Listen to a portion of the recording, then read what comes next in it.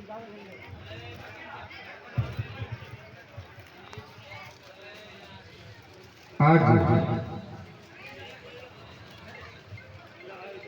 इमाम साहब मनोहरपुर मस्जिद और हमारे इस मंच पे बैठे हुए तमाम बुद्धिजीवी, हमारे गार्जियन मोहम्मद मकसूद अली, मोहम्मद फरीद, सुशील यादव पंचायत समिति चौसा पूर्वी, सुंदेश्वरी यादव पंचायत समिति चौसा पूर्वी, गोपाल मंडल पूर्व सरपंच प्रतिनिधि अरसपुर पूर्वी, मोहम्मद असगर अली, मोहम्मद खुर्शीद अली पंचायत समिति सदस्य, नजम अली, ग्यास अली, श्री रमेश कुमार वार्ड सदस्य, सुबोध पत्रकार साहब, मोहम्मद अब्दुल रहमान साहब, मुफ्ती वसीम, अजमुल हुसैन साहब, मौलाना अफरोज साहब, हाफिज अब्दुल रहमान साहब, मोहम्मद आफ्ताब जी, श्री पुरुषोत्तम यादव जी, मनोहरपुर ग्राम वासी और इस पंडाल में बैठे हुए सभी हमारे दिलों का धड़कन और इस माइक्रोफोन के द्वारा जहां तक ये हमारी आवाज जा रही हुई, उनके अंदर में बैठी हुई उन महान आत्मा को मैं सत सत नमन करता हूं। आज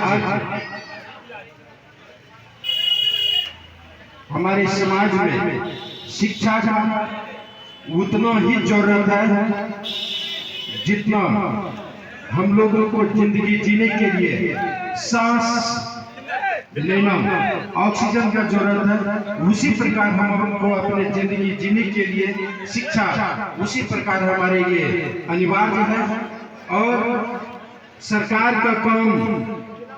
है वो गली नाली पुल पुलिया वो बनाने का काम करेंगे, लेकिन शिक्षा वो हमारे गार्जियन, हमारे बच्चे के माता पिता,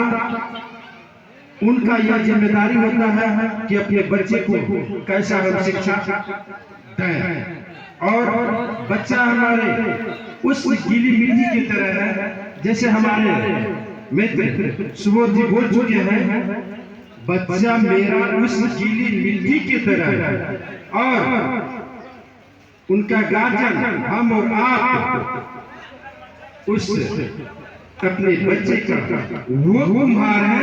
अपने बच्चे को किस सांचे में डालना है, अपने बच्चे को किस रूप में डालना है, ये हमारा और आपका कर्तव्य है। ये फैसला हम लोगों को लेना पड़ेगा, हमको अपने बच्चों को कैसी शिक्षा देना है और तय हम और आप करते हैं और हमारे गार्जियन तय करते हैं। और जब तक कि हम उस शिक्षा को भली भांति बढ़िया से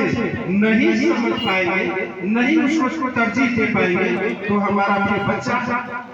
अशिक्षित रहेगा। और जब मेरा बच्चा अशिक्षित रहेगा तो वो अपने बिहार में नहीं, वो पलायन करेंगे और पलायन जब करेंगे तो वहाँ पे हमारे बिहारी को किस तरीके से बाहर में गाड़ियों से स्वागत किया जाता है, इस चीज को भी हम लोग भली भांति जान रहे हैं। इसलिए शिक्षा को नॉर्मल नहीं, शिक्षा को हम लोगों को कंपलसरी उस तरीके से लेना है जैसे हमारा ये शरीर खून मांस हड्डी इसके द्वारा तैयार हुआ है, उसी प्रकार हमारे शरीर में ये शिक्षा हम लोगों की जिंदगी को अच्छे तरीके से जीने के लिए शिक्षा भी उसी प्रकार इम्पोर्टेंट है। अगर शिक्षा को हम लोग अपने आप तरजीह नहीं देते हैं तो हमारे बच्चे को शिक्षा के बारे में कोई जानकारी नहीं है। कहते हैं विद्या के बिना विवेक नहीं, विवेक के बिना नैतिकता नहीं, नैतिकता के बिना प्रगति नहीं, और प्रगति के बिना धन नहीं, और धन के बिना सुख नहीं। हम सभी लोगों को सुख चाहिए। सुख अगर चाहिए तो शिक्षा भी हम लोगों को सुख से पहले अनिवार्य और इम्पोर्टेंट है। हम तमाम लोगों से आग्रह और गुजारिश करना चाहेंगे कि सबसे पहले हम लोगों को अपने शिक्षा पे